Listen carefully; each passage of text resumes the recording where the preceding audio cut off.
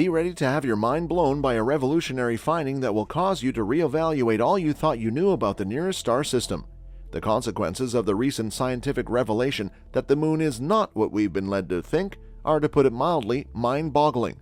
Some shocking truths about the moon have escaped us for years, including its mysterious origins and odd makeup. Are we prepared to face the reality of the moon and the implications it may have for our view of the cosmos? Tune in now to hear the truth about what's hidden from us for so long. To get Neil Armstrong and Buzz Aldrin to the moon in 1969, NASA employed and contracted with over 400,000 people, but it needed only one individual to promote the idea that it was all a fake. Bill Kaysing was his name, and he was a man. First, a hunch and intuition, then a profound conviction that the U.S. lacked the technological prowess to reach the moon eventually became reality, or at least to the moon and back.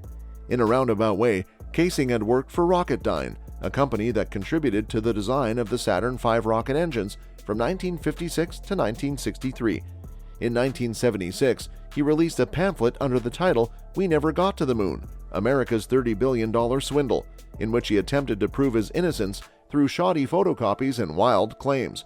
Somehow, though, he planted seeds that continue to grow in Hollywood films, Fox News specials, online message boards, and video blogs. Belief in the moon hoax conspiracy has grown since 1969, despite the overwhelming amount of evidence. Conspiracy theorists who believe the moon landings were staged also tend to believe that 9/11 was an inside job, that vaccines cause autism, that the Earth is flat, that the Holocaust never happened, and that the Sandy Hook shooting was an inside job. Podcast Supremo paradigm skeptic Joe Rogan isn't alone. Shane Dawson, a popular YouTuber, fits this description as well.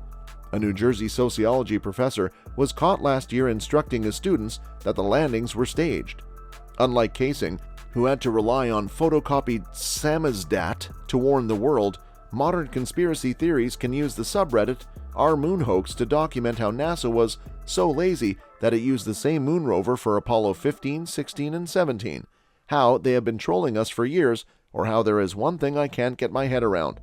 Former NASA chief historian Roger LAUNIUS sighs, "The thing is, the internet has made it feasible for people to say whatever the hell they choose to a greater number of people than ever before. And the truth is that U.S. citizens are crazy for conspiracies. Someone always has an alternate theory whenever something major occurs." As it turns out, conspiracy theories are just as popular in Britain.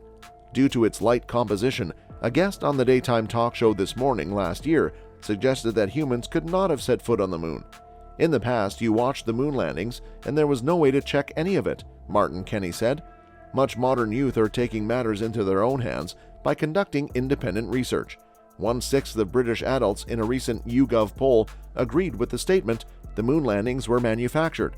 Only 4% were certain that the hoax theory was correct, while 11% were somewhat confident and 9% were unsure. 21% of those between the ages of 24 and 35 shared the view that the moon landings were faked. However, only 13% of those 55 and older held this view. This is driven by Kaysing's initial questions.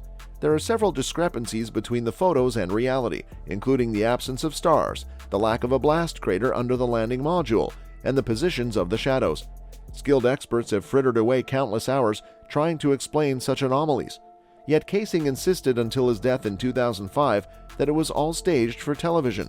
According to an interview he gave to Wired in 1994, he said, "It's widely established that NASA was sometimes improperly managed and had terrible quality control. Yet starting in 1969, we were able to execute manned flight after manned flight. Effective? There's no way to explain such a result statistically." At least on that point, he was correct. The U.S. space program was in its infancy when the Soviet Union launched Sputnik 1 in October 1957, followed by Sputnik 2 a month later, carrying Laika the dog. When John F. Kennedy said the U.S. should commit itself to achieve the goal before this decade is up of landing a man on the moon and returning him safely to Earth, it looked ambitious, given that NASA hadn't even been created yet when Alan Shepard was launched into space in May 1961. By the mid-1960s, NASA had already eaten up over 4% of the U.S. federal budget, and despite several successes, the U.S. had suffered several setbacks, most notably the loss of all 3 Apollo 1 astronauts in a launch pad fire.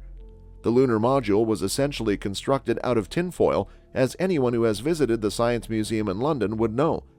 In 1968, Apollo 8 completed a successful moon orbit, but landing on the moon proved to be far and away the most challenging component of the flight, as Armstrong put it. Notwithstanding his difficulties with the TV cable wrapping around his feet, he gave surface travel a 1 on a scale from 1 to 10, saying, "But I believe the lunar descent was a 13. That is until you consider how impossible it would be to keep a secret from the entire world for half a century without a single leak from anyone at NASA. You would also have to believe that NASA had access to special effects on par with those shown in 2019 in 1969, and that not a single one of the world's 600 million TV viewers caught on to anything being off. The special effects in Stanley Kubrick's 1968 film, 2001: A Space Odyssey, are representative of the state of the art in Hollywood at the time. Indeed, shooting on-site made things easier all around. The moon hoax hypothesis entered the modern day in 2001, when Fox News aired a documentary titled, "Did We Land on the Moon?" If we disregard World War II bomber found on the moon, a Sunday Sport front page from 1988, the theory gained traction. Casing's ideas were repackaged for a new audience and hosted by Mitch Pileggi from The X-Files. NASA employee LAUNIUS recalls lots of banging skulls against consoles. "We ignored this nonsense for a long time. It wasn't even worth listening to." Fox News broadcast of the alleged documentary, claiming "we haven't landed on the moon," elevated the stakes significantly. We started getting questions from everywhere. Yet it was concerned parents and educators that made up the bulk of the callers. Others were asking, "My kid witnessed this, what should I say to them?" NASA so cautiously created a website and distributed educational resources to educators. The poll suggested that 20% of Americans thought the moon landing was faked, was a major point of contention in the Fox News program. According to LAUNIUS, the figure is typically reported to be between 4 and 5% in polls, although it is simple to frame poll questions to get a more sensational result.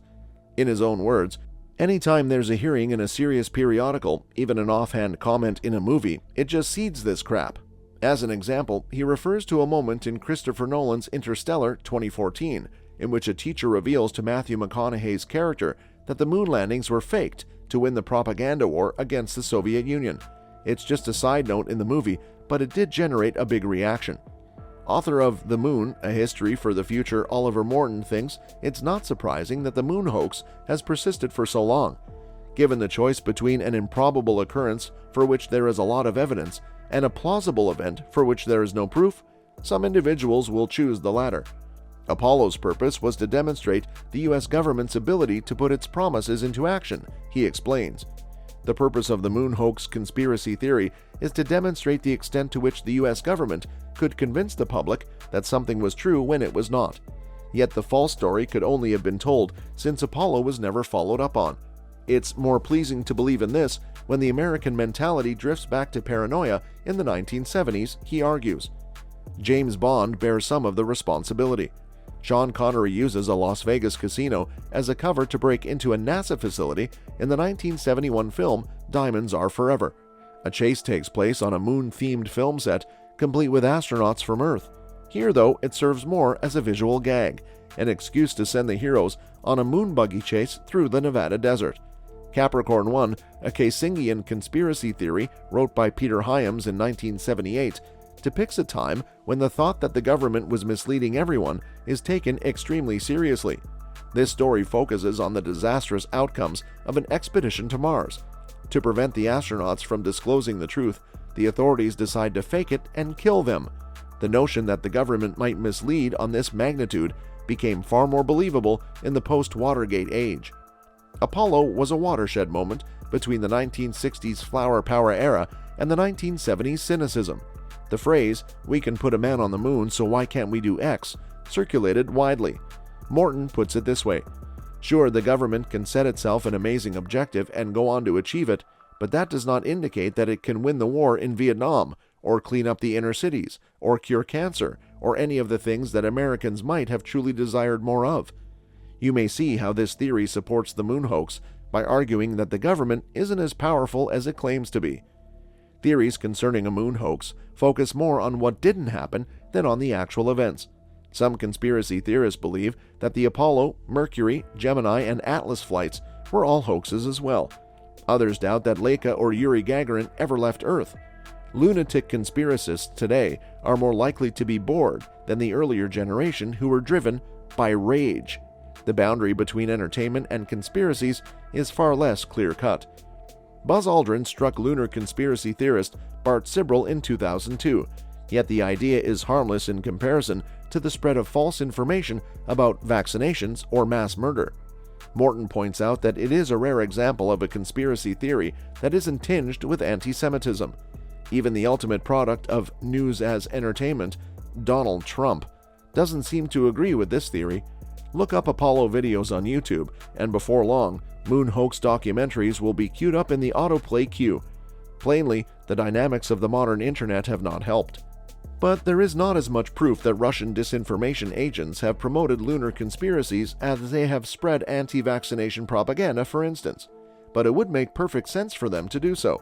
Doing so would be a clever strategy to restore Russian prestige, while also demonstrating continuity between the Cold War and the information warfare. Of course, the USSR was already listening in and might have exposed the Americans at any time.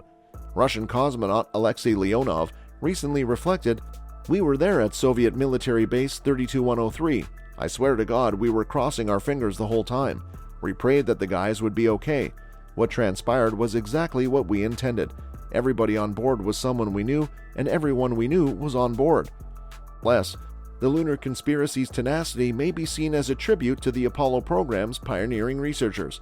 While most people don't give the Apollo missions much thought, Morton argues that the moon hoaxers do. This demonstrates the level of concern they have. As far as they're concerned, Apollo was a big deal. Reality check: the moon landings didn't alter Earth significantly. Well, not just yet. That's all for the video today. We will be right back with more. Don't forget to hit the like button and subscribe to our channel. Thanks for watching.